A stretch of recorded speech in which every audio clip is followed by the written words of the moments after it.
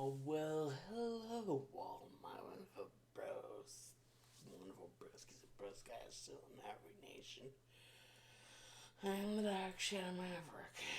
And, well, some call him Slade, some call him Slade Wilson, some call him Deathstroke. But whatever you call him, you can sure as hell know that this N word that I'm not supposed to say is crazy. I mean, like, the psychological warfare is crazy with this one. That is something I sure agree with Sheet Agent Champ with on that. Like, the psychological warfare is crazy on this with this one.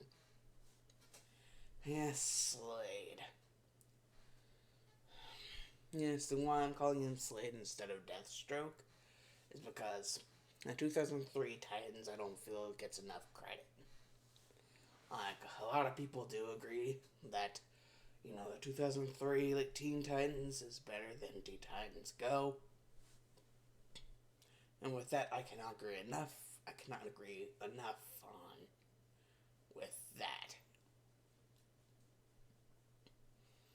Besides, they had a bitchin' ass theme song. However, there are two things that I kind of don't like about it. That being, well,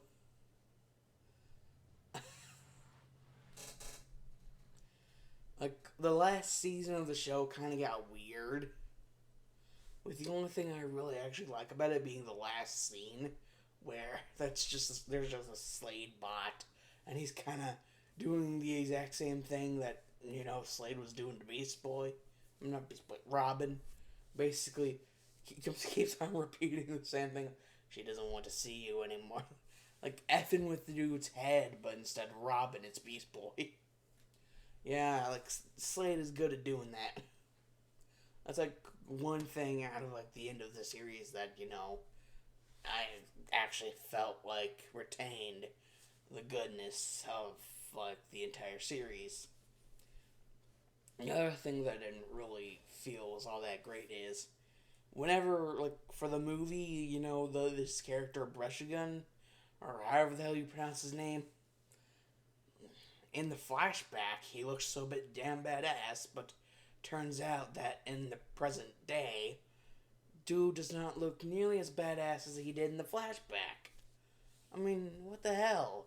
And it turns out the real villain here is dude who doesn't look nearly as badass as Brushagun looked in the freaking flashback. I mean, come on, guys. Come on. I mean, this just, wow. Good God.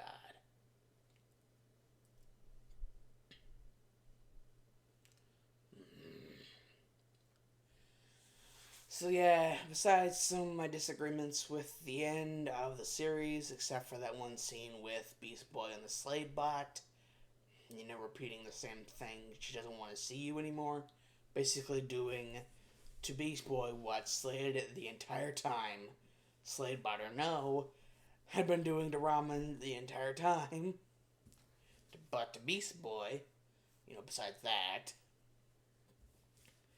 and the whole thing that happened, like the crap they pulled on with Brushagun, like, making him like some sort of second-hand baddie to some really just like, what were you thinking? Like, like some of the decisions like in the latter parts of the Teen Titans. Oh, and also Brother Blood. I hate Brother Blood, but I just he does not compare to Slade. Like, if Slade's up here, then Brother Blood is all the way down here. Like, not even on the screen. That's how superior of a bad guy, like Slade is compared to Brother Blood. I mean, the only really impressive thing Brother Blood, did was kind of be what Slade was to Robin, basically. But that basically, instead of like Slade and Robin, you have Brother Blood and, Cyborg.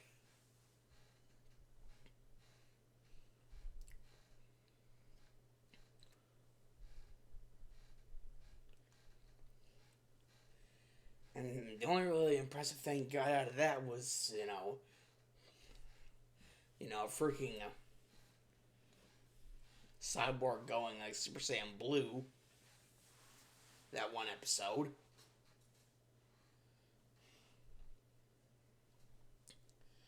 And, there's even something superior to that, like whenever Robin turned all the probes on himself. Like that, you got some insane shit going on.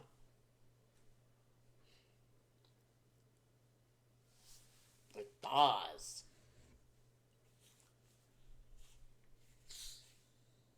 Actually,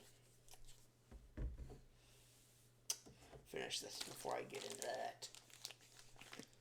So you guys might be wondering what I'm doing. That is, if you have basically just butt dialed this freaking thing instead of actually looking at the title.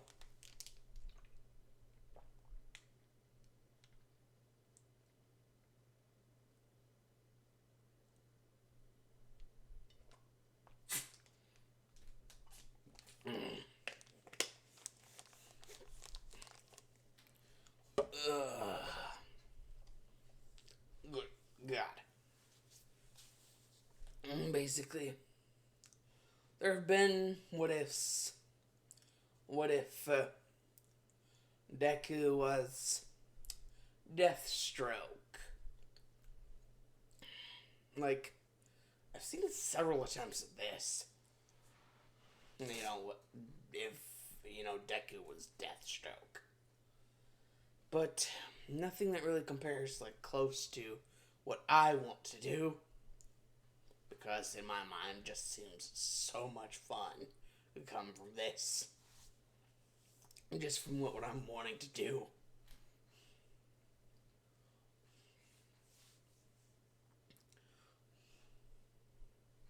And more or less a good proportion of it is more or less because of the fact,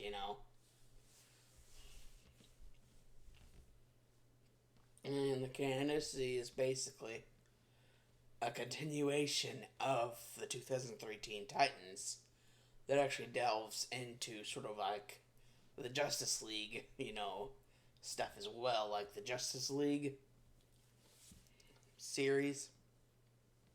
The animated Justice League series. The one that had that kick-ass theme song.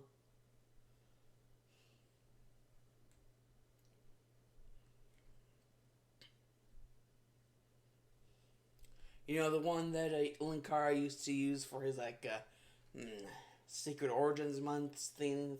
Like the original theme for Secret Origins Month. Yeah, that shit was badass. That's the one I'm talking about. So yes, indeed, Teen Titan characters won't be the only ones involved in this more Teen Titan character. What if? I mean, obviously, if you actually looked at the title, you'd know that from the very beginning. This is sort of a crossover thing.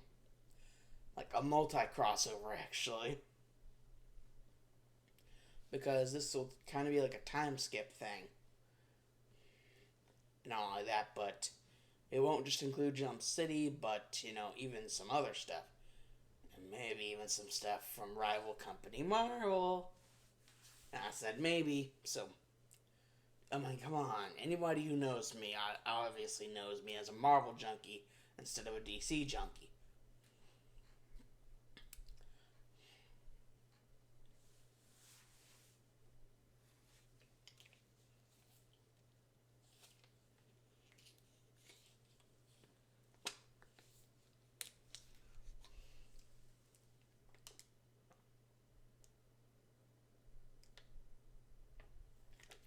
And that's coming from a guy who obviously admits that he does not like Captain Marvel. And he does like Shazam. Well, if anything, it's a good thing that Shazam's able to kick Superman's ass. Asshole. Instead of Last of Krypton, He should be known as the asshole of Krypton.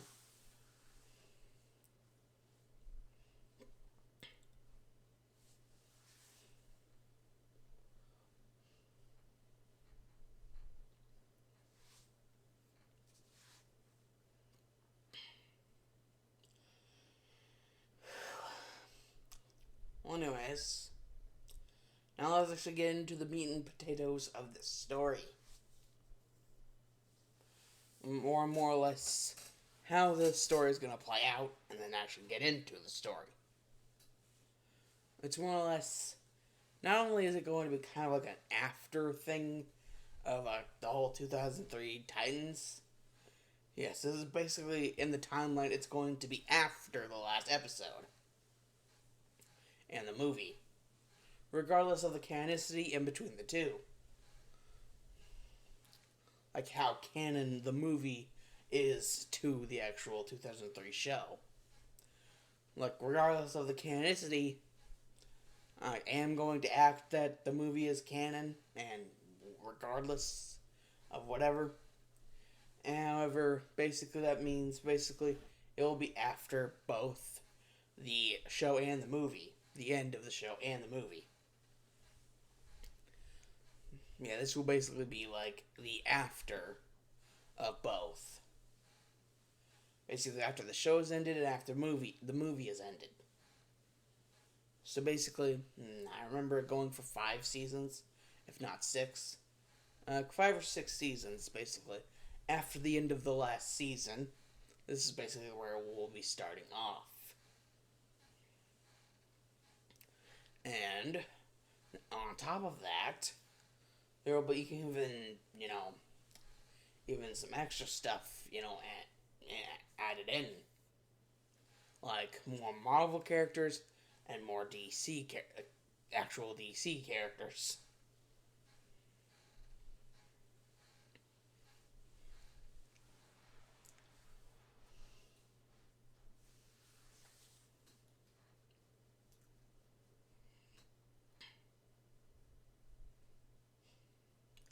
And know that this does not just mean the Justice League. There are also possibly the X-Men and the Fantastic Four that could be included. Possibly.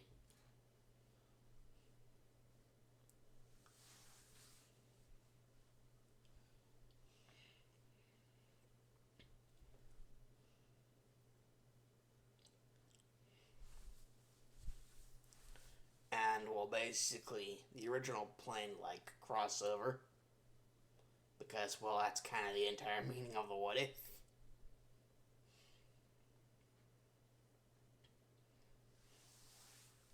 The fact that it's this version of Slade, and, well, basically crossing over with, if anyone has actually read the title, you know.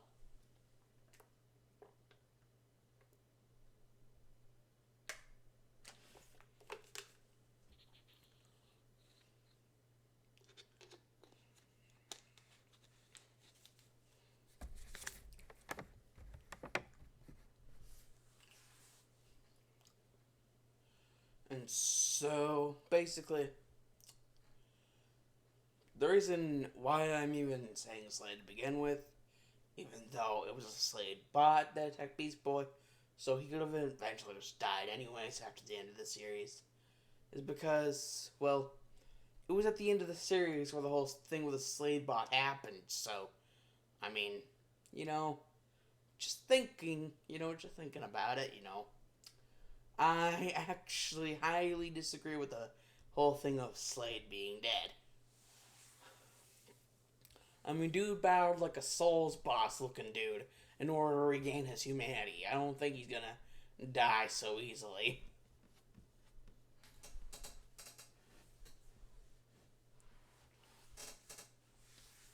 I don't think he's gonna just die so easily.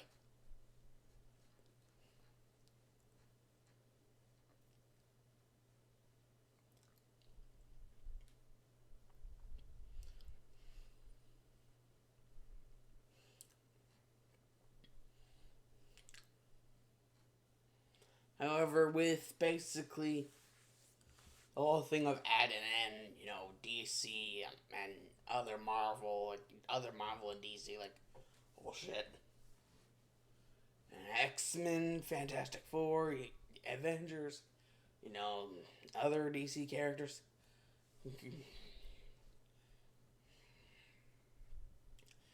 The whole thing of adding that in, it will play into the story. Don't worry about that. However, you guys came here for reasons. And I'm pretty sure at least one of those was and basically in the title of the video. And that's where we actually get into the story finally. As, well, basically, Slade is indeed also, Deathstroke. Deathstroke and Slade, basically the same person. Deathstroke being known as a mercenary for hire. Well, when indeed he would get, freaking call, he would indeed get a call, And, well, basically, even knowing who the call is from, like, Wintergreen, the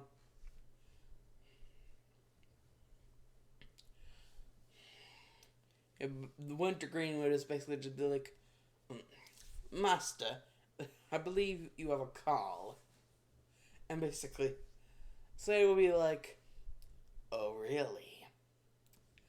Very well, then.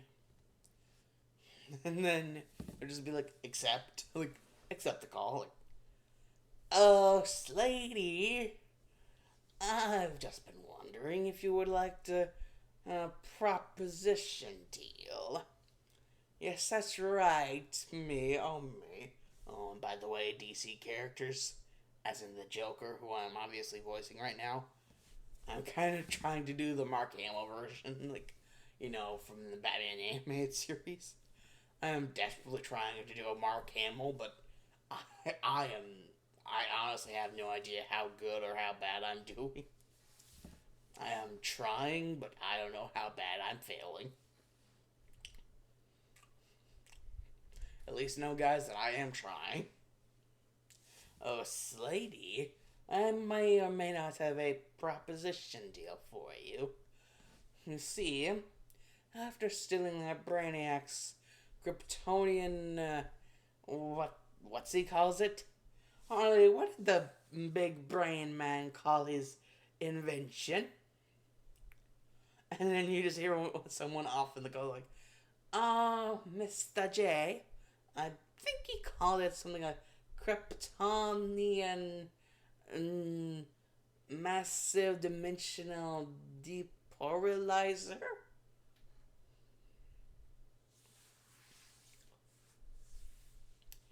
And basically Slade would be like, Krypton depolarizer. Joker.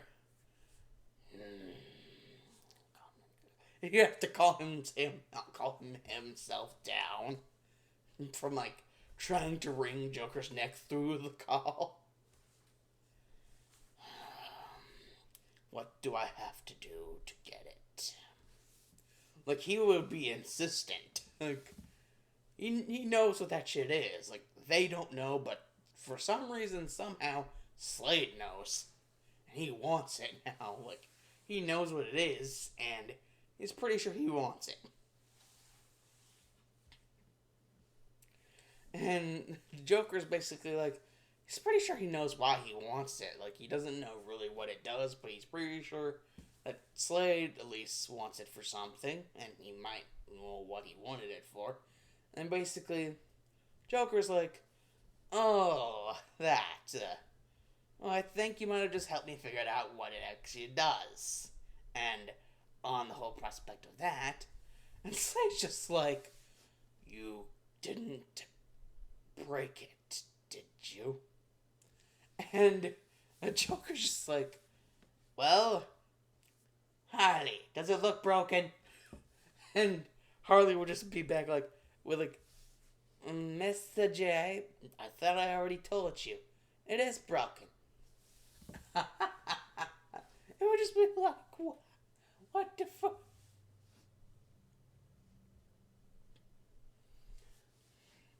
basically, after hearing that, Slade would just be like, though you do indeed believe to look like you got something out of it, regardless if it's broken or not. Maybe we could indeed make a deal out of that. Regardless of your stupidity. Like, Slade is pissed. Like, he could have used that for something.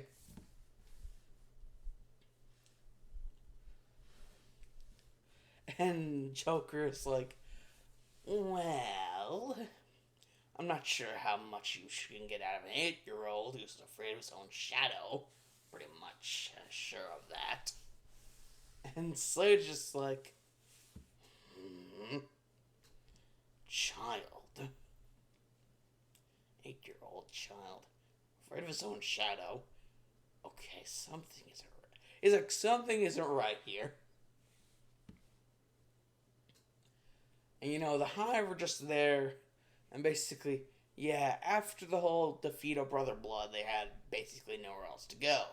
So Wintergreen found them, and that basically means that since Wintergreen found them, Slade found them. And now they work with him again, like in the beginning of the series.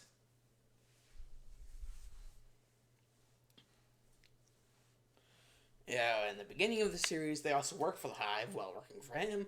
But now they work solely for him, seeing as the Hive is pretty much now gone to shit.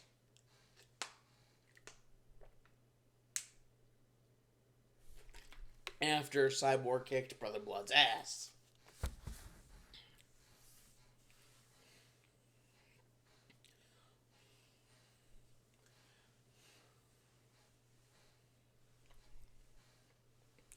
And the funny thing about that is Slade actually did manage to find a way to, actually make sort of a serum that would, provide him with, like, the same results as the same results as, basically the powers he got from Trigor, or Trigon, or Trigor. Basically, Trigon. Firebending shit, and being able to rise up like the Undertaker and survive like Cyborg's Kamehameha attacks. Basically, like some sort of super duper serum. Basically, don't act like Trigon didn't have any blood in him. Like, it might have been demonic blood, but it's still blood that could you use for like a blood sample. To make a serum that would re-provide Slade with the powers that he had whenever, Trigon didn't steal them from him. And Slade would just be like thinking in his head, oh, so they can be taken just as much as they can be given. You fool, I am pure evil. Just like that, you fool, Trigon, I am pure evil. And by the way, still have that axe. And with my fire powers, it can become fire again. Yes, Slade just freaking duped Trigon.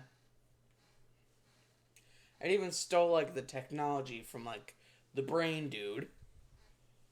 Brainiac Man. From, the end of the series. Even, stole his technology. Not even just some of it, but eventually all of it. He just stole that shit. And he's like, now that shit is mine, asshole. Now that shit is mine.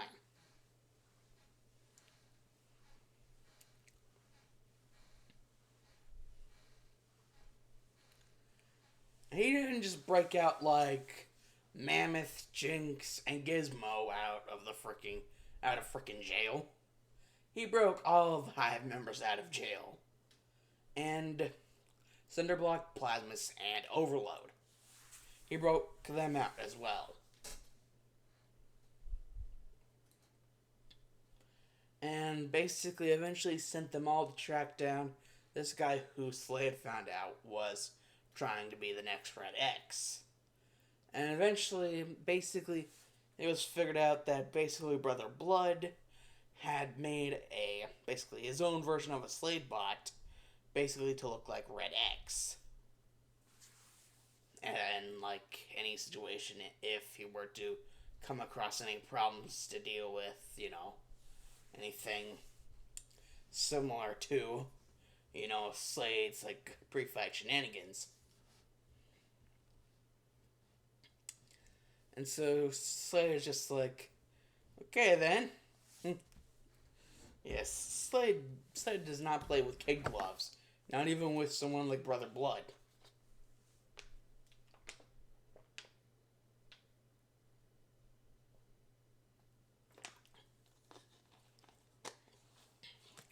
And so basically now, everyone that he, like, from the hive that he broke out, now works for him, and so do Cinderblock, Plasmus, and Overload. Because he, got, Gizmo, Jinx, and, Mammoth to break them out.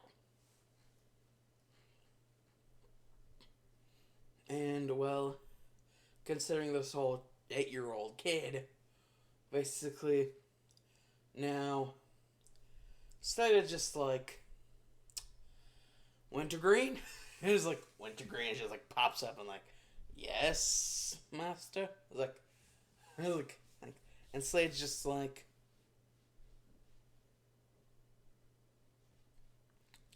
and Slade's just like, I'm about to leave for a little something. Well, the Gothamites know that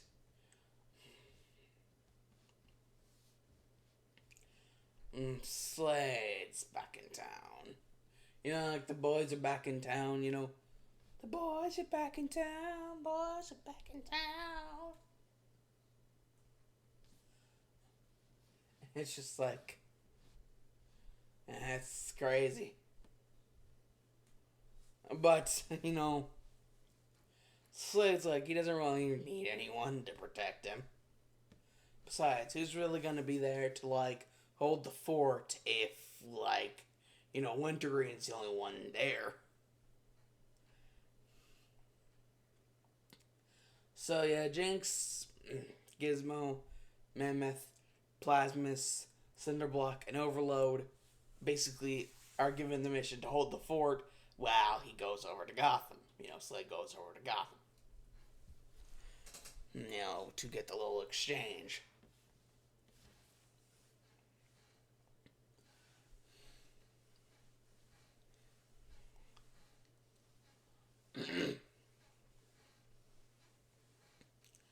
And basically, whenever Slade shows up, he's like, what the? Where's Joker? Harley, where's Joker? And why do you have... Wait, is that the 8-year-old kid? Why is he strapped to a bomb? And basically, before Harley can even say anything, like, Slade just, like, has his, like, whole, like, thing, like, his whole, like, stick weapon that he uses, and, like, turns, like, the end of it into, like, a blade, and, like, uses it to slash the kid, like, from being confined to a bomb. And he notices that he's like blonde hair, blue eyes, and, well, at first chance they might look like birthmarks, but, like, Slade's, even his vision is enhanced, so you can actually tell that he actually has whiskers. And it actually looks quite malnourished for an 8-year-old.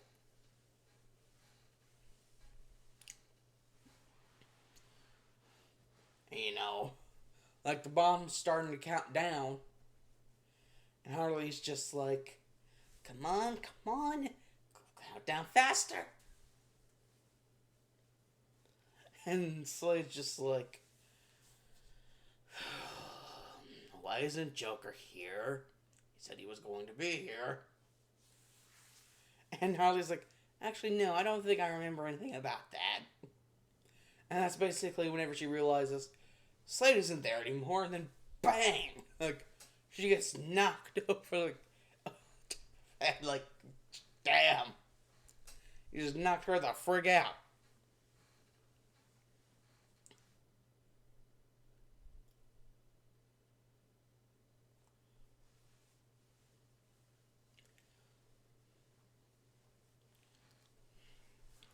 And then basically the Joker is like, ah, I see. Slady Wady. And basically Slade just looking at him like, call me that again and see what happens. And the Joker's like, oh, so you're going to kill me? Go ahead, do it. I dare you. And basically, instead of like pussyfooting out, like pussyfooting out like all the heroes, like, you know, not supposed to kill and all that jazz.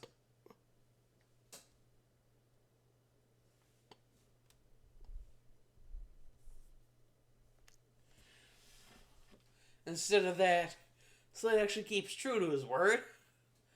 And, oh my god. Like, you hit him with a blicky. Like, a Slade bot just drops down. And, like, Joker's like, oh, hello there. And he has his own gun. It's like, pfft, and just has a thing that says bang. And basically, eventually the bullet comes out. But Slade's, like, Slade bot, like, its bullet cuts through Joker's bullet. It's like, and he actually recites the line from, like, the Batman Beyond, like, movie thing. And he just, like, where Joker said, that's not funny. That's not funny at all. It was like, it's just like, damn. And Slade's like, finally getting you to shut up. Finally. At least. One less member of the Bats Rogues Gallery. Now, you, child.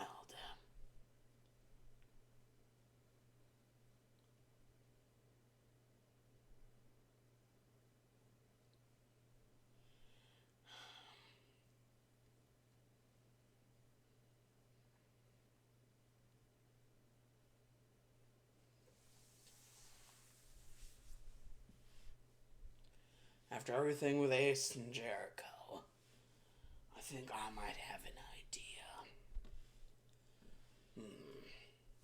And he's just calling in, like, Wintergreen. And basically, dude just like, yes.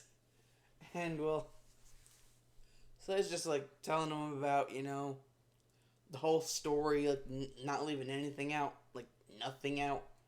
Like, even the fact that he killed the Joker and knocked Harley unconscious. And even the fact that he might actually decide, you know, to bring Harley with him as an extra souvenir. And even possibly someone who could help with something. That's until basically Wintergreen basically actually, no, you know, looks like he's about to panic. Like, absolutely freak the frick out. And then Slade gets reminded, you know, yeah, it's not exactly like Harley's reputation doesn't like really, you know, supersede her. Like, everybody pretty much knows how, you know, about Harley, you know, Harley and Quinzel.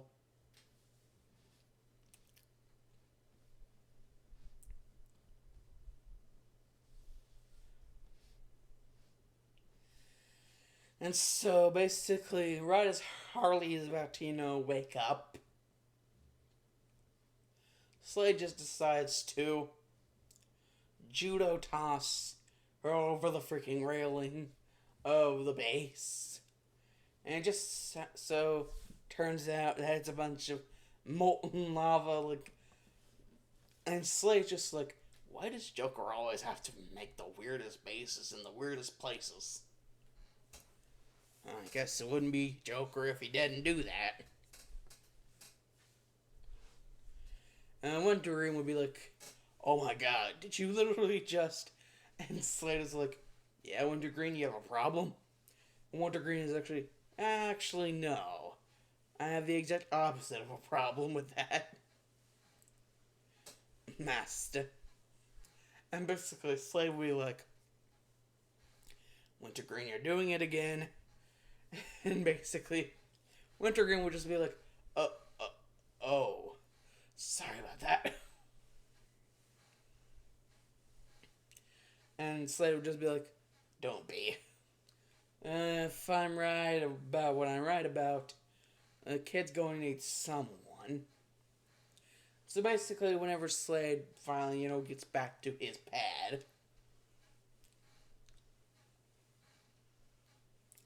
noticing that, over the years, the Titans have kind of simmered down. Mostly Robin, from his craze of, wanting to know where the hell Slade is.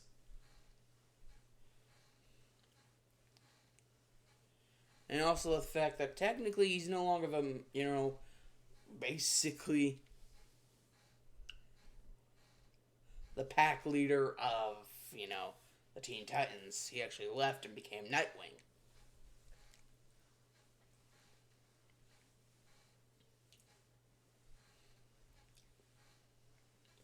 And, well, without Robin,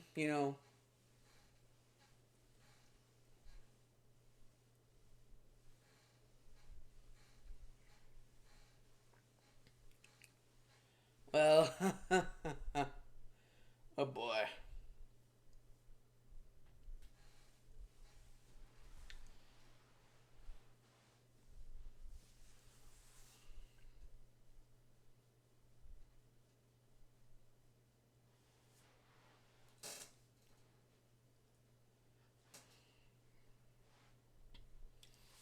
Oh boy.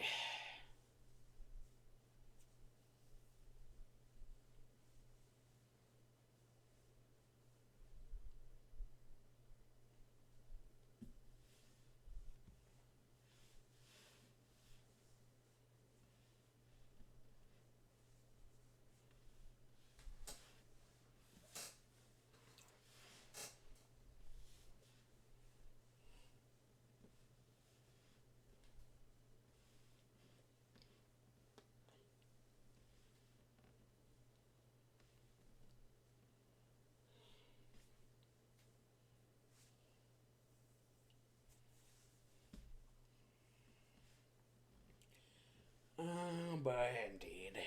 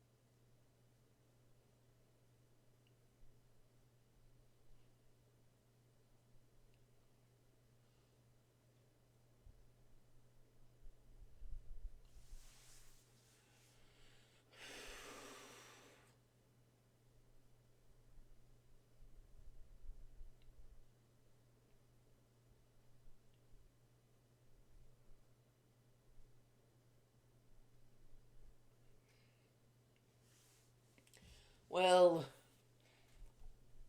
something, like Slade actually found quite surprising. Out of all the people that could have actually taken up the mantle of their new leader, Raven decided to do it. And as much as emotional stress as the job of a leader could put on somebody, I guess the fact that Trigon's now dead would indeed help with the whole, problem with emotions. So I guess that's probably the reason why, Raven, took as much control as she did, and is currently.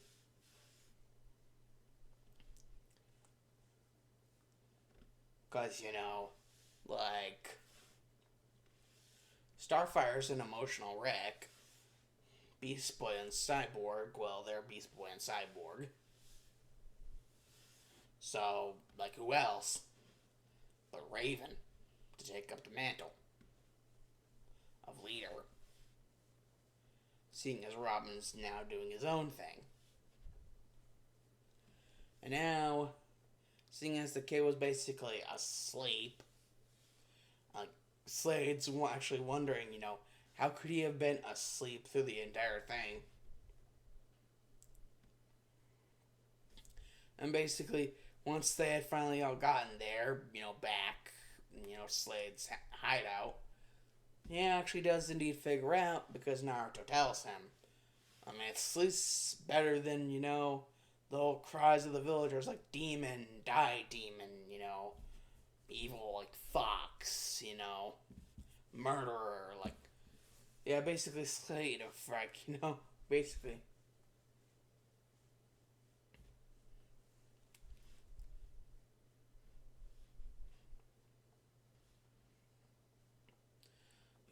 So.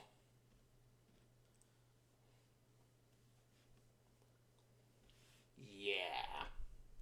Basically, Joker just transports someone from a different dimension all the way over to here. And basically, if not really because of the fact of, well, Slade's experience within the army and eventually learning about several different languages and some stuff that he even managed to steal from Joker and Harley about several different languages. He was actually able to understand what Naruto was saying and understand that it was Japanese.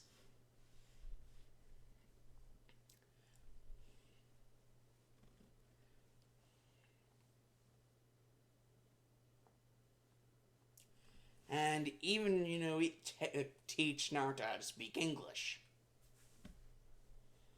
He's even taught how to speak English and how to speak Japanese whenever the time comes to do so. And not just speak it, but understand it as well. And write it, basically in multiple different ways, the English language. To the point where he can even read it in Braille and other complex things. However complex Braille is.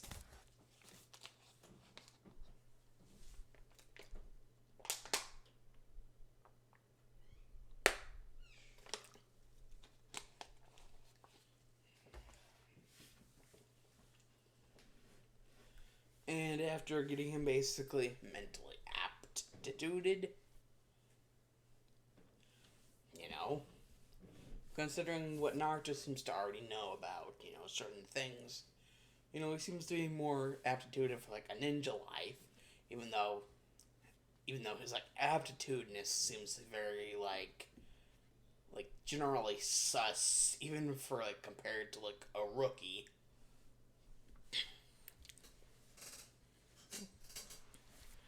And so basically, Slade is just curious. He's like, why do you suck so much? Even someone at your age should not suck this much. And basically, Naruto just tells him the whole truth, the whole truth, and nothing but the truth about pretty much his general idea of why he sucks as much as he does. Even basically telling basically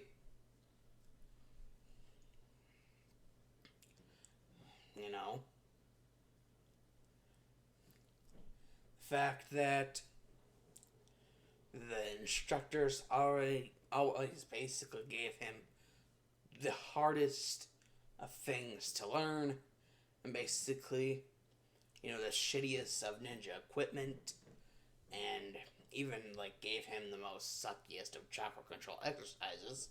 Yes, Slade even figures out about chakra from Naruto, and how apparently the more you have, the harder it is to control. And due to some research of the body that Slade does for Naruto to figure out about his apparent chakra reserves, he even manages to figure out not only why people call him the names that they do, but how it pertains to his chakra. Like, regularly, due to certain genetics that he has, pertaining to his name, like Uzumaki, gives him redonkulous chakra reserves already, but due to the fox, his redonkulous chakra control, like basically chakra reserves, are increased even further.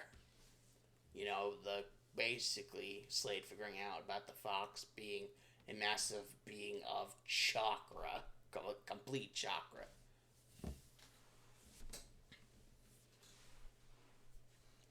Given consciousness. And seeing that it has 9 tails, it is the most powerful of the known Biju, or tail beast. So Slade just figures out, well, yeah, no wonder this kid wouldn't be able to learn jack shit. Like, these guys are purposely trying to make him suck. And so Slade basically does a whole entire freaking, wind around Naruto's entire freaking education. Even knowing Naruto's real name. And above all else, unlike his other 2 apprentices, Robin and Terra, actually treating Naruto with actual kindness. Actual understanding. Something that actually helps with his growth.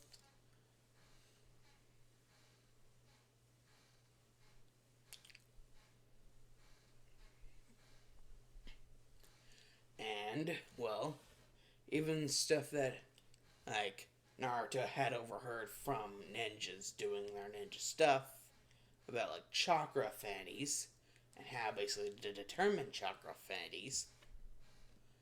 Basically, using not only Naruto's mind, but the mind of the fox eventually to figure this stuff out. And so eventually it's figured out what each reaction means. And so, basically,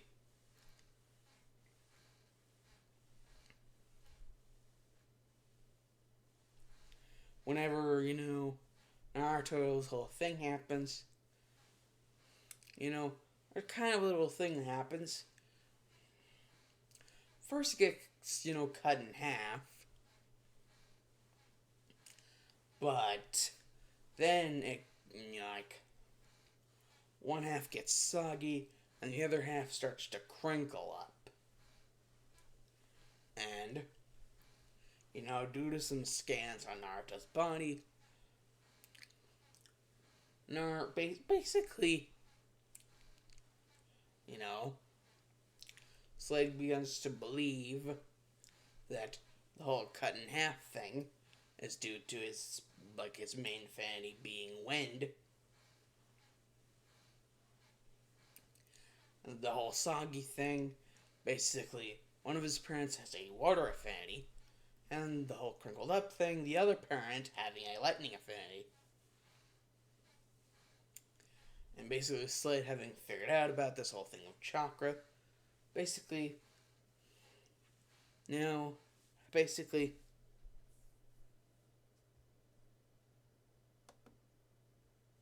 that he knows about it, he's basically, eventually in the future wanting to figure out, see if, he can have, those that don't necessarily use an element already, see if they can figure out what, their shit would be if, they were to ever try to tap into chakra.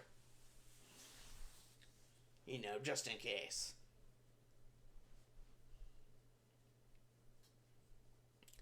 And Slade already stole back his firebending abilities, so yeah, he's pretty sure what his element would be.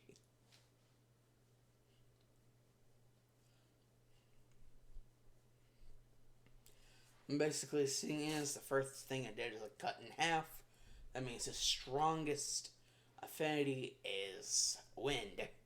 And the second thing that happened was one of the pieces got soggy. That means his second strongest is water.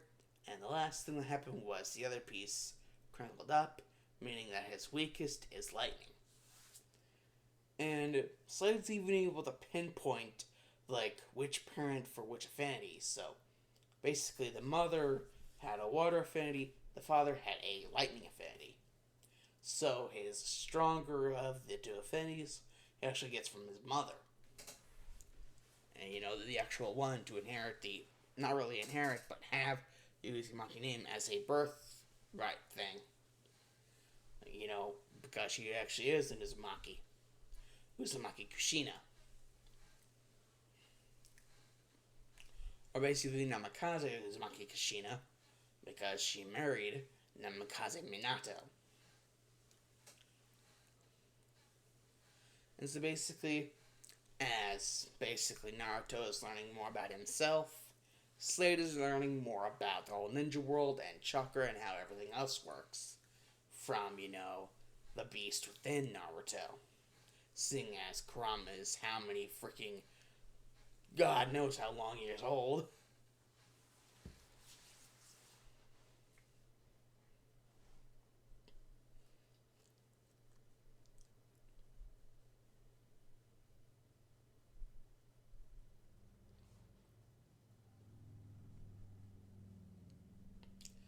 And so, yeah, basically around the time that Naruto would have graduated from the academy, 12, 13, it's basically 8, 9, 10, 11, 12, 13, 9. That's like 5 years, I believe, 4 to 5 years.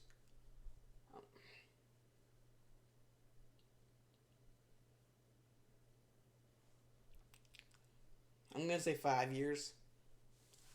I'm gonna say like 5 years, so Naruto's like 13, I believe. Yeah. 13-year-old Naruto. And, regardless of the whole shaking up of everything to do with the Teen Titans, they seem to still be going strong.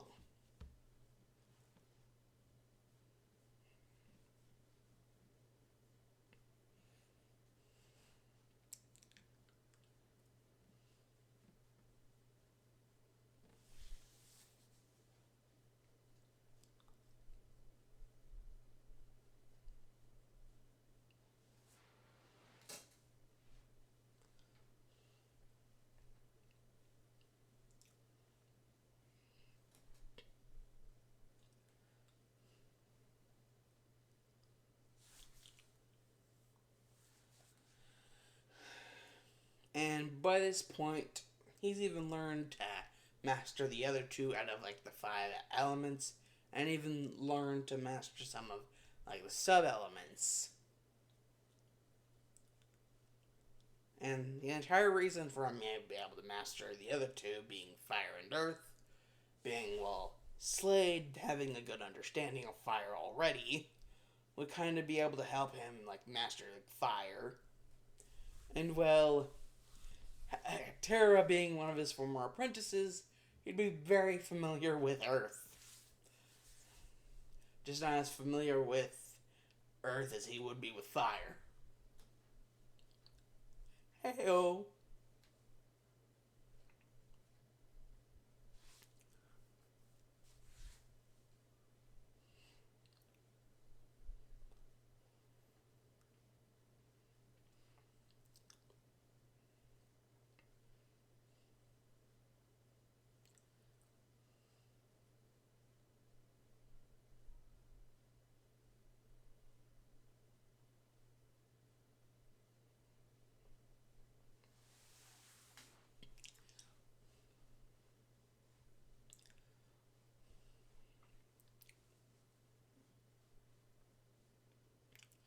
And so, yeah, basically, Naruto basically having, been taught in all the 5, like, basic elemental affinities.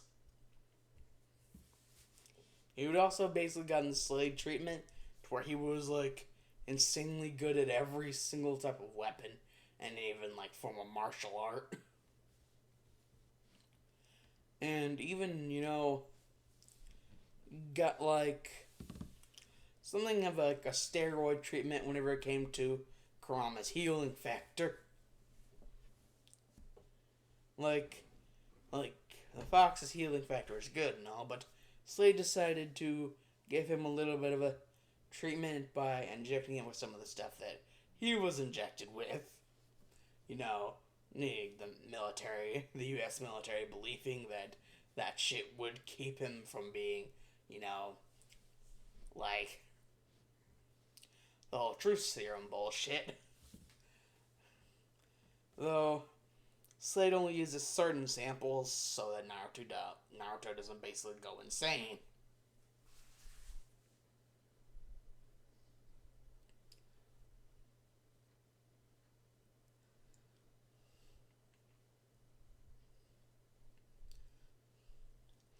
And so basically, it helps draw out from like the Fox's like healing power.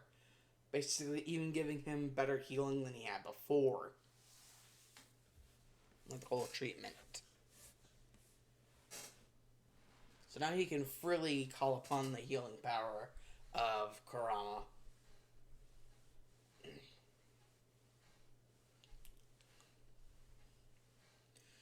To the point where, like, not even really just his healing factor, but even with, like, jutsus, he can, he doesn't really have to use hand signs even to use jutsus anymore. Like, barely any hand signs. Like, if he just wanted to show off. And, his whole, like, expertise with, like, weapons. He even has, like, a good understanding of the human body enough to, like, the weapons that would need more, like,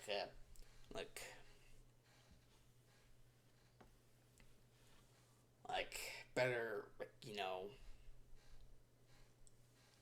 precision, or whatever the word is. And, basically overall good combat skills.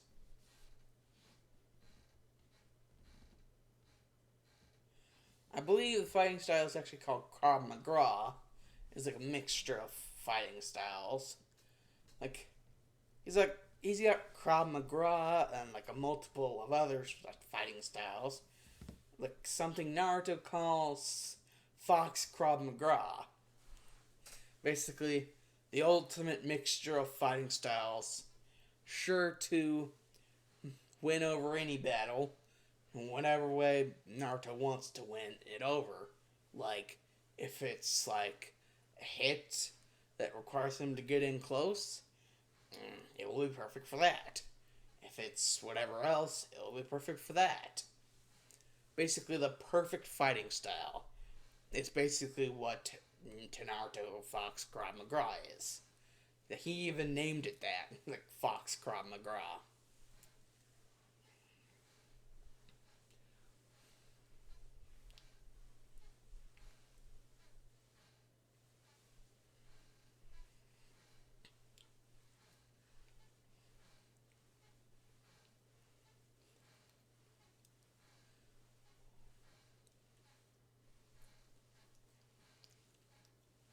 And he can even draw from the Fox Chakra and create nine-tailed Fox Krav Maga. A difference being that one doesn't use the Fox Chakra and one does. And, thus is a lot more deadly.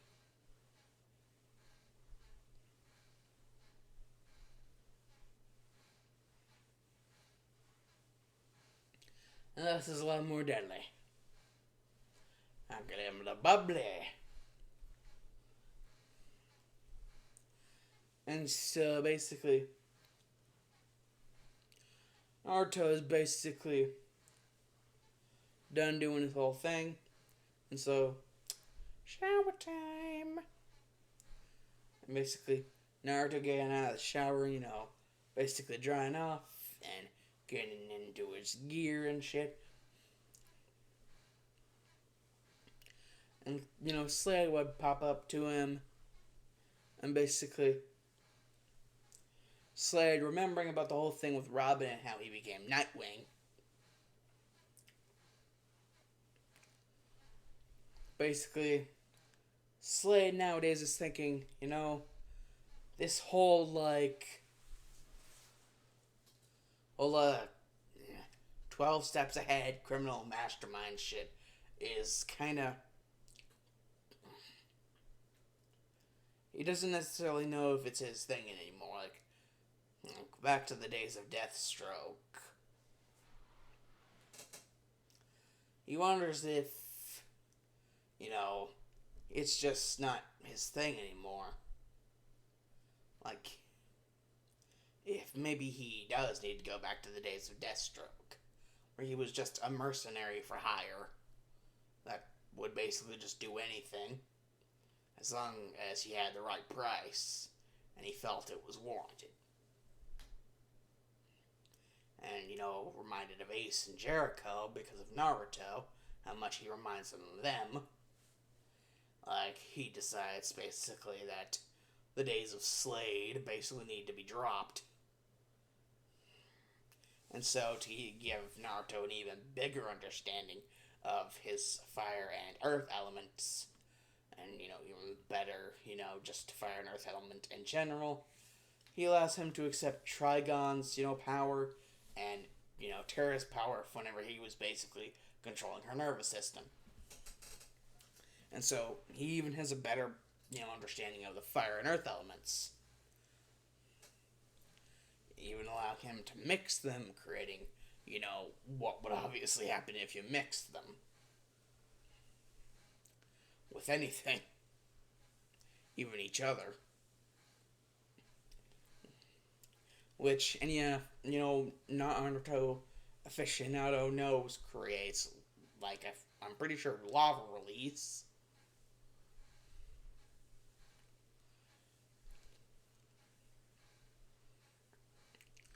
And, well,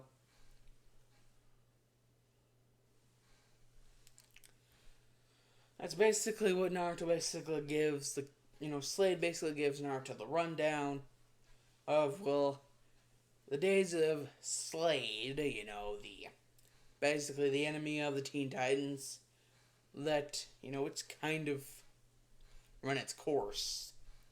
And even though he still pretty much proclaims that he is, Slade, his whole thing, Slade Wilson, but it's just not the same. And so now, Naruto will be the one to proclaim himself as pure evil, like Slade did after he defeated that guy who looks like a Dark Souls boss. During, what was it, Season 4? And so, Naruto will basically be he's thinking, what if it was something more? What if he was something more than just pure evil?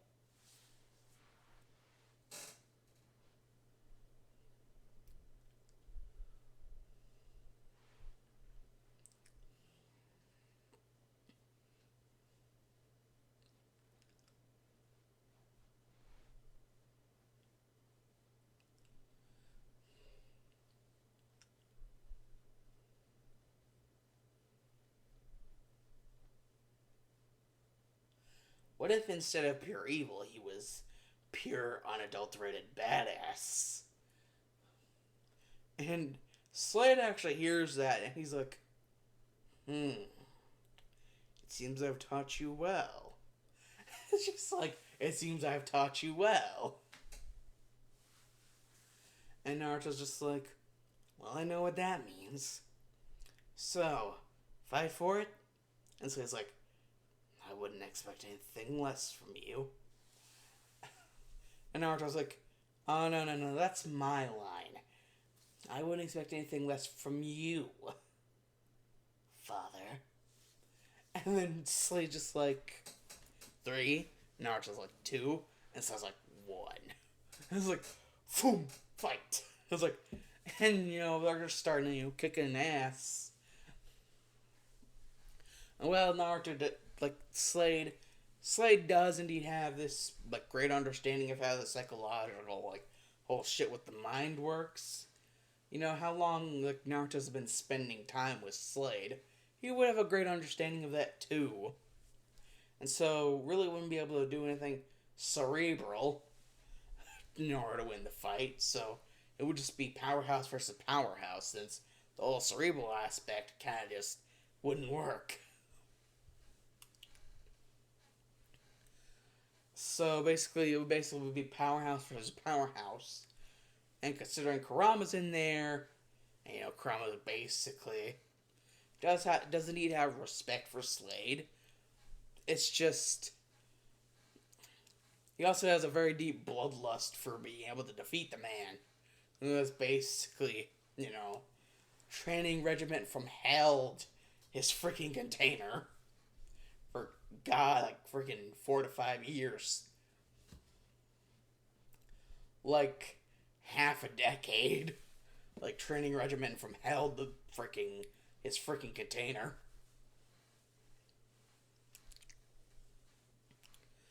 I mean, basically.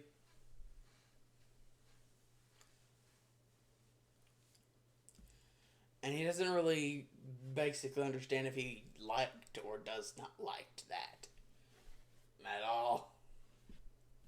Like, he's like weirded out, like just kind of, wonked out. And so basically, things end up looking like they're gonna come to an impasse. And Wintergreen is even, look like he's wanting to intervene on this shit. That is until he feels the power of, like, the Nine-Tails chakra emanating from the entire area.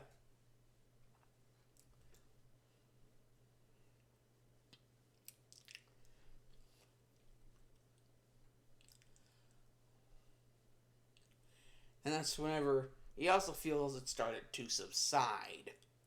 And Slade is like, what did I tell you about taking every advantage you can in the battle?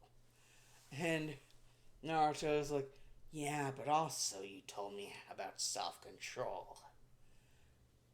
And given the choice, self-control is the path that has less risk and more reward for what it's worth. Or at least that's usually the case. And Slade is like, what is he getting at? And then basically, out of nowhere, it's like, flying? That's about it. You get boom. And all of a sudden, like, Slade is just like, the fuck? He's just on his back and he can't get up. Like, I'm falling, I can't get up. Like, Slade legit just got freaking destroyed. And Naruto's like, you basically would just be like, he would take the mask off of Slade and he would basically just be like, looks like you were wrong about the whole thing of cerebral being, a cerebral battle being impossible at that point. And basically Slade understanding what he had meant. What he basically meant whenever he said that. He was playing mind games with him through the entire thing and he didn't even notice. Like, just by agreeing with him that, mind games really wouldn't be, like something that would really work. Like, he had basically lied to him. By basically, like, making him think that he agreed with him on that whole thing of mind games not, being, something that would work. He basically freaking lied to him. And basically, Naruto's like, and I know the whole thing about lying, but hey, you did say about, using everything to your advantage. Basically, I take that as, well, lying could be used as advantage, as long as you can, keep up that line no matter what. And basically, Like, Slade, now Deathstroke, seeing as Naruto had basically now just put the mask on, and now knew just right what to do after this whole thing had just been resolved. Basically, like, Slade is just like, he like, Deathstroked me. He outsladed me. He outsmarted me. He out mind gamed me. He's like, I think I might have taught him too well. And Naruto's just like, well, everything you taught me, and also 8 years of running, more or less 8 or so years running from the villagers. And, random ass shinobi can kind of mess up with your head.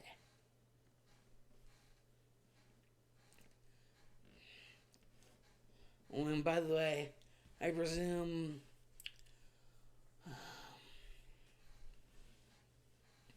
that, well, I believe earlier today, Wintergreen said something about calendar. And basically, he would look and he would see a calendar and it'd be like, he would be looking around in the calendar and it'd be like, wait a second. It's circled. It's October. And the date circled is. And whenever he would see that it was the 10th that was circled, it would kind of be like this moment of PTSD that he would have to punch himself in the chest in order to stop from happening. And basically be like, no, Naruto, no. You're not Naruto anymore. You're not afraid of that date anymore. You're not afraid of it anymore because they can't hurt you anymore. And, Slade, now Deathstroke, basically being like, Jesus, what the hell did they do to him?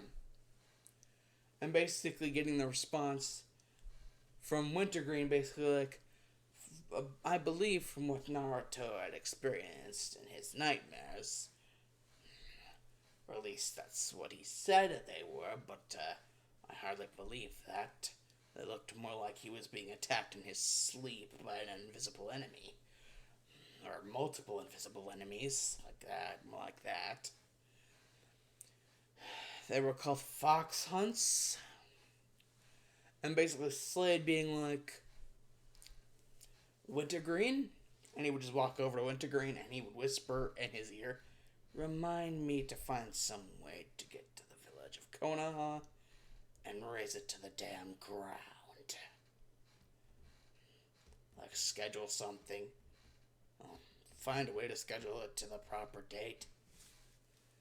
And Wintergreen would be like, anytime you want, sir, anytime you want. I believe that they deserve it for what they have done to this boy. This poor boy. And Deathstroke is like, no, he is not a poor boy anymore. He is Slade.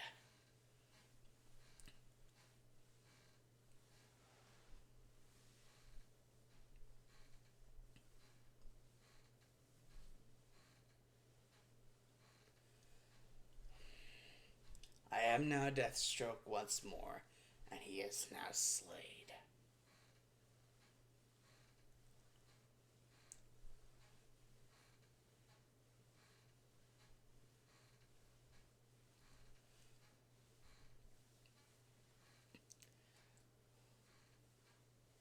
I believe he said something about a unadulterated badass instead of pure evil, pure.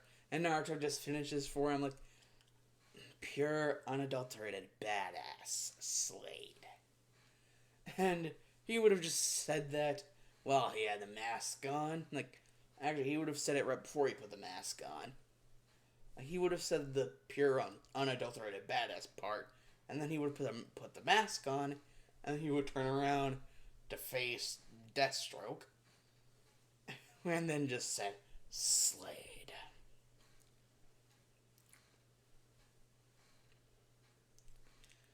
And basically, it would just, look to Deathstroke and he would be like, "Thank you, Father, for everything." And then he would just turn to Wintergreen and he would be like, "And that also means thank you, Wintergreen, for everything." And basically, Wintergreen would have kind of like a tear going down the eye. Like he would try to keep from showing Deathstroke it, but Deathstroke would kind of know that they do indeed have somewhat of a connection. And, well, whenever it considers, like, anyone he has ever felt like he had, like, an actual family relationship with, you know, Naruto's one of those people that, Deathstroke actually believes he could say that he had that kind of relationship. Like, not like as one of his, disposable apprentices, but actually as someone he does indeed believe to be family, like Ace and Jericho were kind of like that. But now he's like, what was him? He has to, let his son go into his own. But that's just the thing. Whenever he's like finally like at the end of his rope, like talking to Naruto, he's like, "My son, as much as it pains me to say this, I must still let you go. Come into your own. Be your own person. Now you are no longer Naruto Uzumaki. You believe you know who you are." And basically, Naruto, he doesn't even say like Slade Uzumaki. He disses that name completely because that was the old Naruto. That was the Naruto who got his ass kicked. Yeah, basically, Naruto kept on getting, almost killed. And that's, saved at the last moment. By Ambu, like, loyal to the third Hokage. But, no, now Naruto is like, fuck that shit. I am Slade Wilson. No longer Slade Wilson, pure evil. I am Slade Wilson, pure unadulterated badass.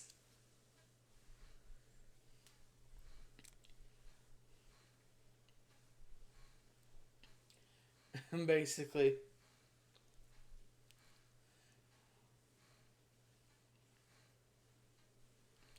just basically, Naruto feeling like he really wants to hug him, but, he's like, no, he can't. That's not something that, his like new dad would want him to do. Like, this is like his moment to come into his own, to do his own thing. However, whenever he does pass Wintergreen as he's like going out, he's just like,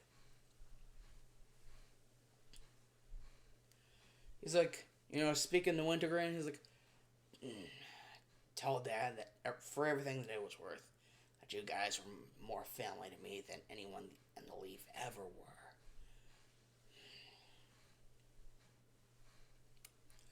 And that whoever my actual real family is, my birth mother, my birth father, to suck it up the ass.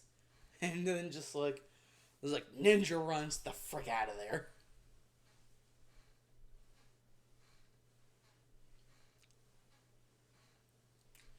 And basically like blitzes it.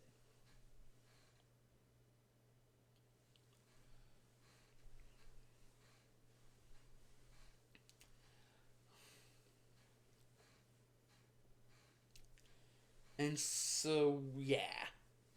Basically the old Slade now Deathstroke once more.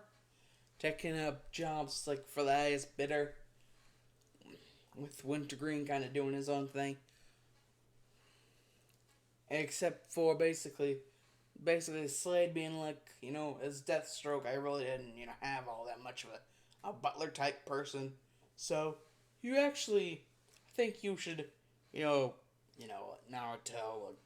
help a guy out, especially because like he's one of the very few people I actually do feel like, are family to me, like Ace and Jericho. And whenever Wintergreen actually hears those names, being brought up, and like him actually regarding Naruto as family just as much as they were his family. And that's basically whenever Wintergreen kind of gets the hint. And basically, Naruto making his own little base, or like he's thinking he's gonna make his own little base. But Wintergreen basically stops him and is like, just gives him that look, and Naruto basically and Wintergreen basically exchanging some, words. And basically, Slade's Deathstroke now is going to be on the run a lot because, as much as he has, bounties on other people's heads, like, hits basically, other people have bounties on his head. So he's going to be on the run. So basically that means Naruto basically has the inheritance of everything Slade once owned that he didn't take with him already. So Naruto's like, oh shit. And so really Naruto doesn't have to run all that much. I mean, his base is his base.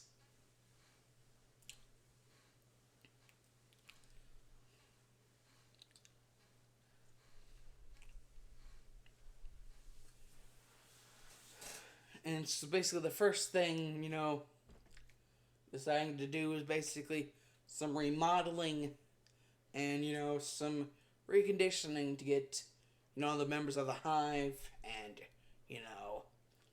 Cinderblock, Plasmus, and Overload to kind of, be like, attention all bitches. I got a class assignment for all y'all.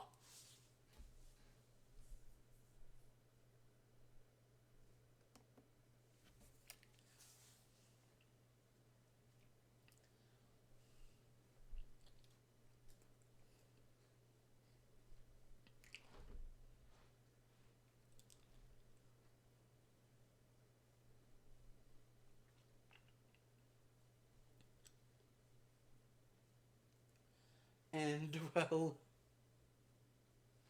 just, wow.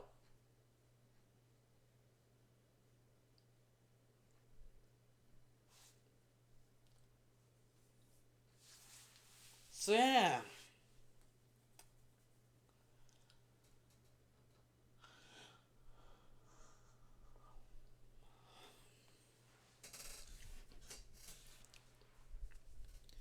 Another thing that basically happens is, the whole prisons where previous members of Titan's Rogue Gallery are basically kept.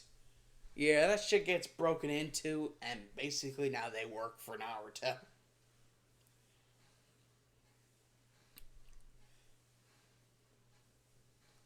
As the newly appointed Slade Wilson, pure unadulterated badass.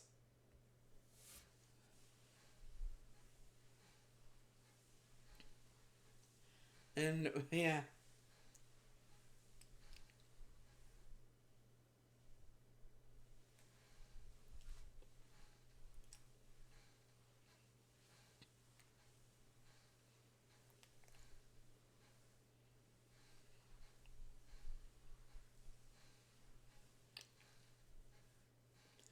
Basically, all of the Titans Rogue Gallery basically get broken out, and now they work for Naruto.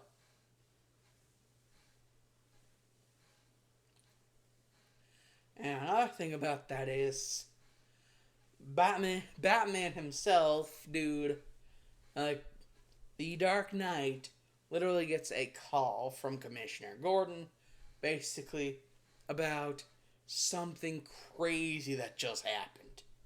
Like a shit ton of members of his road gallery, excluding, Joker and Harley, considering how he had recently heard, and, Commissioner Gordon had also heard that they had died by the hands of Slade, Wilson himself. And, that, you know, basically that they were killed by him. But then now there's a new guy, and he basically, entirety of Jump City's like Titans like Rogue Gallery, this guy like in a pack, like just like now they all work for him, and now apparently Arkham Asylum just got ransacked, and now like the majority, if not all of the guys, Batman's Rogues Gallery work for him too. Yes, that's right. Naruto using his whole ninja shit, and all the shit he was taught by Slade besides the ninja shit. Yeah, basically just made it easy as pie to just do exactly that. And whenever Ivy had heard about what happened to,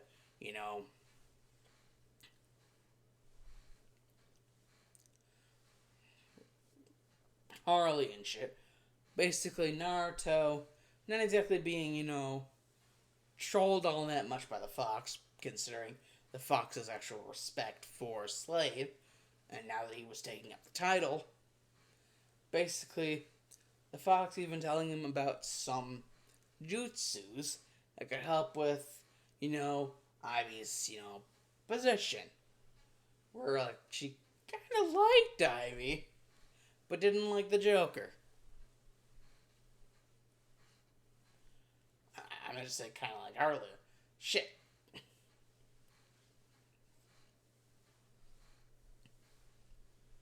But that's whenever I was basically like, nah, like, she'd probably get all, like, pussyfooting around about, Mr. J. Like, basically, Ivy's reminded of that, basically, whenever it came to all that. And so, yeah, basically that kind of gets, like, set to the side, like, with the wayside.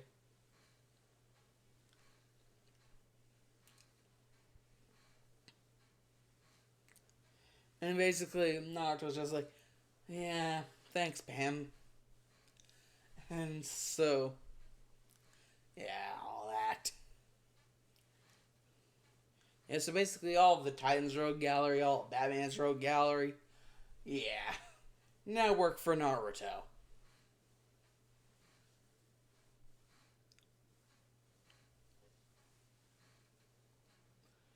And you guys might be wondering how exactly he was able to do this in such a short amount of time. Well, whenever you have the ability to use shadow clones like up the ass, and that all have like, the same jutsus as you, Jesus Christ. I'd be surprised if he couldn't. So, yeah. First order of business, besides, remodeling and, getting, the Titans Road Gallery and, Batman's Road Gallery to work with him, besides the guys he already had working for him and with him, regardless, is, well, seeing as he already has, all of the Titans Road Gallery and all of Batman's Road Gallery, he can actually, it's actually kind of difficult for him to pick and choose, but, he has an idea of maybe, what he could do for what he plans to do next.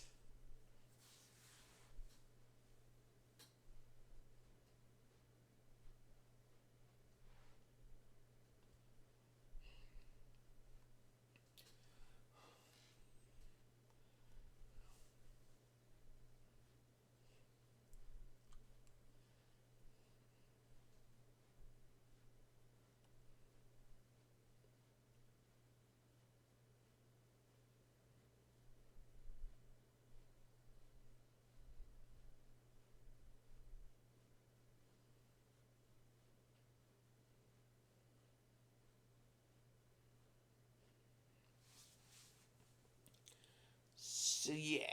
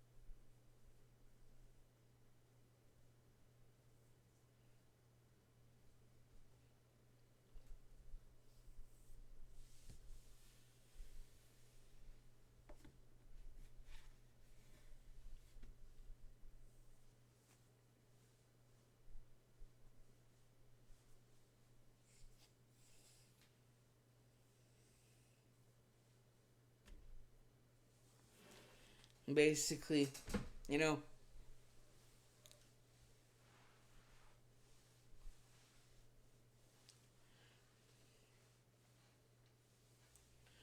Naruto basically looking around thinking, you know, what to do, what to do. And that's whenever, he's just like, light bulb. Like, double light bulb. Double rainbow, yay! Basically, he's like, what if not one team, but two teams? I mean,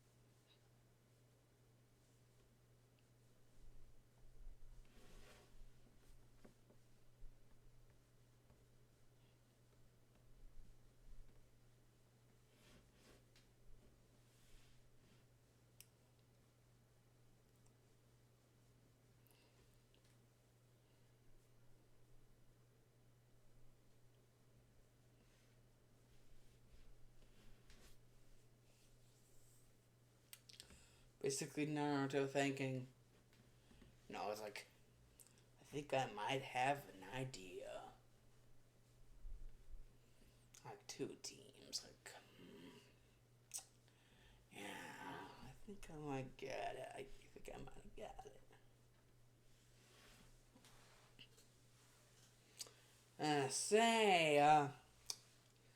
it. Jinx, Gizmo, Mammoth, over here. And basically they'd be like, yeah, what is it? Basically throw them like 3 headbands. And they'd all have like the S symbol for like Slade.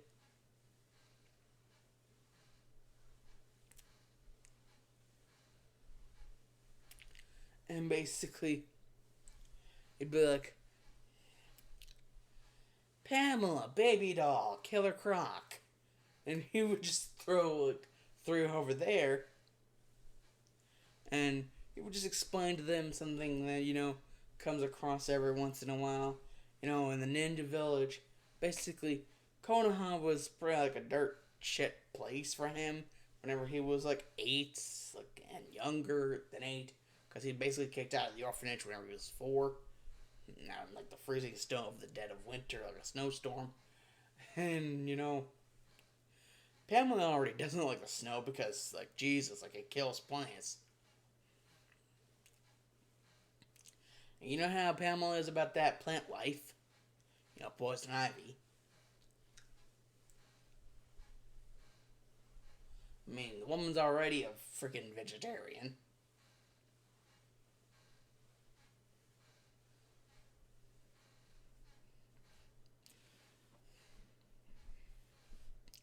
Basically, you know,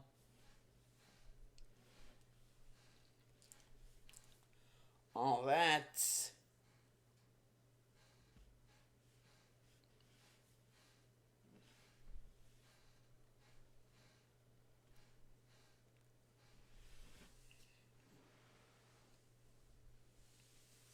is like, me and Wintergreen will go with the two of you.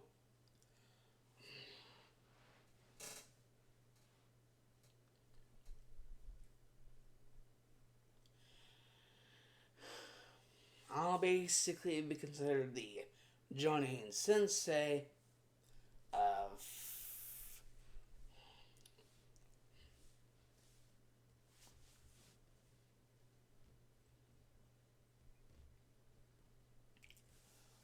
these three over here, basically pointing over to Gizmo Jinx and Mammoth.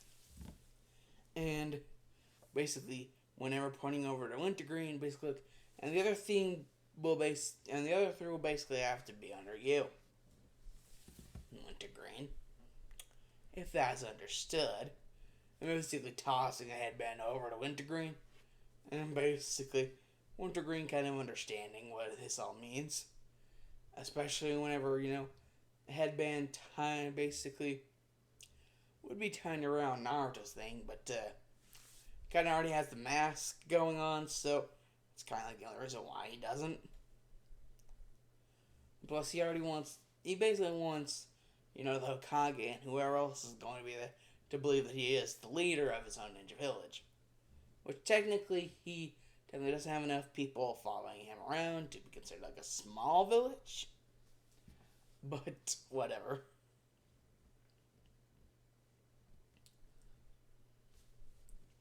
So, yeah, basically, Pam wondering how long it's actually going to, take to get there. Basically, Naruto actually, using Brainiac's technology, figured out how to basically reverse engineer all that shit, to do with, like, dimensional stuff. And basically,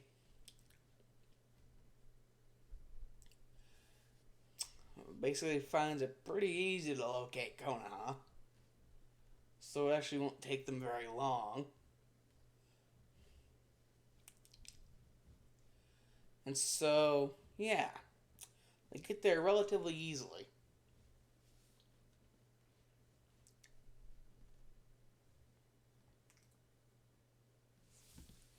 Basically, yeah. Naruto's basically in the know that this year Konoha will be hosting the Chunin like the Chunin, exams. And even due to some extensive studies, what each portion will be, and due to how many are left after the second portion, after the second part, we'll choose if there's like a finals or if like it's all done in one go.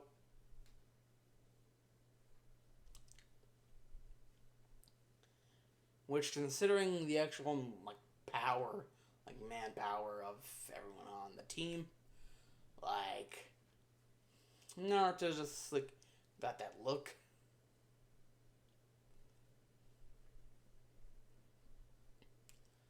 Like, I'm ready to see if any of you got that dog in you.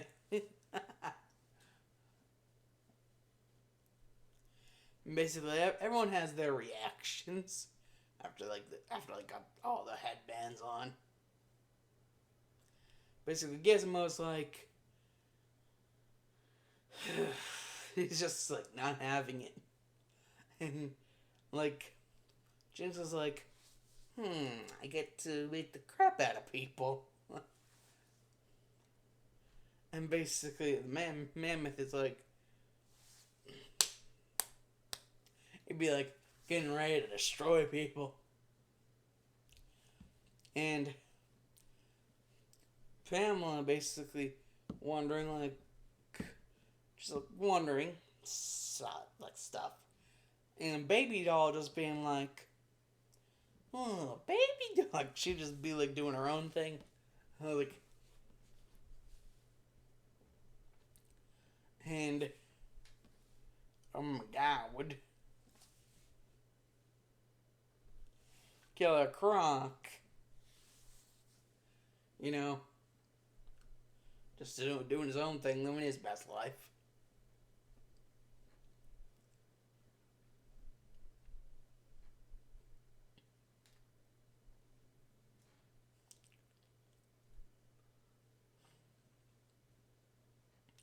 And basically, Naruto does go into further detail about the whole first part being a written exam, second part being basically this whole thing, the Forest of Death, Training Ground 44, the Forest of Death. And the third part, basically,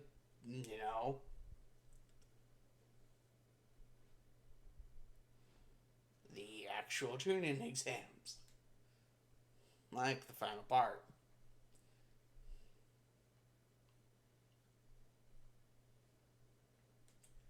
And so, Gizmo's pretty confident considering, he has, like, brain power. And Jinx is like, she can just give people bad luck to make them, like, suck.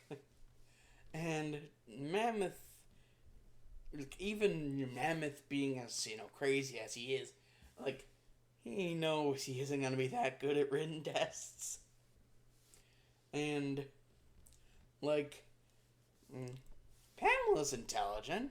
Like, she's an intelligent, independent woman. Or should I pull a PewDiePie and say, woman?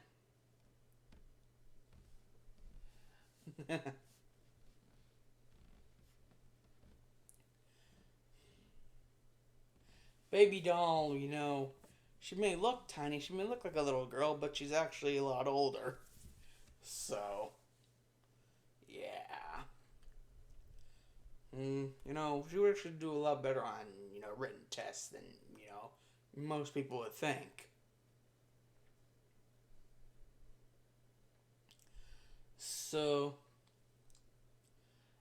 he's Killer Croc. Basically, he admits, the whole throw a rock at him thing. Yeah. Just wow. And one of concerns, like the Forest of Death. Like, basically, Gizmo would be like he could indeed put his gadgets to use there. And, Jinx is like, she could indeed use her powers to, good use there. And Mammoth could, basically he wouldn't have much use either because all he would be doing is attract attention with his loudmouth ass. And, well, Pamela basically she could just make the forest bigger. But then again, that would kind of make everything strange.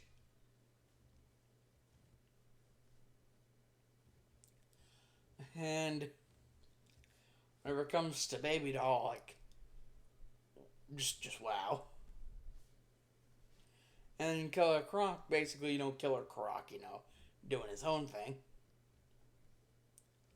Living his own best life.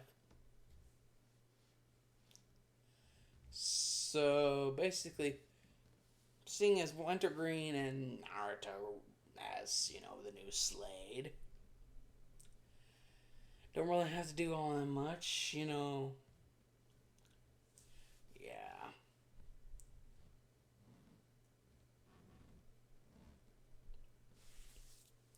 So, anyways,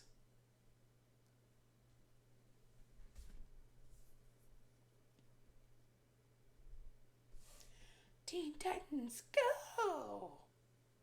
Teen Titans!